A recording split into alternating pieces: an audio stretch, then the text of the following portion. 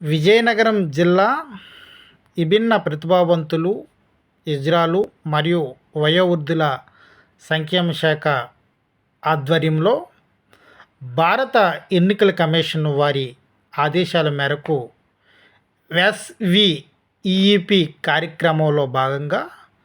దివ్యాంగుల ర్యాలీ మార్చి 23, 2024 శనివారం మధ్యాహ్నం 3 గంటలకు ఆర్టీసీ కాంప్లెక్స్ వద్ద ఉన్న మెకానిక్ టెంపుల్ నుండి బాలాజీ కూడలి వరకు దివ్యాంగుల ర్యాలీ నిర్వహించుటకు జిల్లా ఎన్నికల యంత్రాంగం నిర్ణయించింది. కావున జిల్లాలోని దివ్యాంగులు అనగా బధిరులు, అంధులు, చలన సంబంధ దివ్యాంగుల కొరకు నిర్వహించబడుచున్న ప్రభుత్వ ఇతర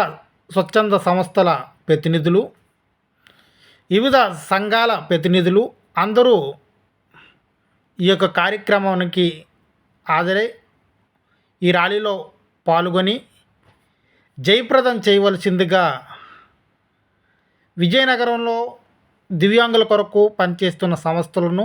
దివ్యాంగులను కోరుతున్నామని దివ్యాంగుల పరిరక్షణ సేవా సమితి విజయనగరం జిల్లా కమిటీ సభ్యులు, విజయనగరం జిల్లాలో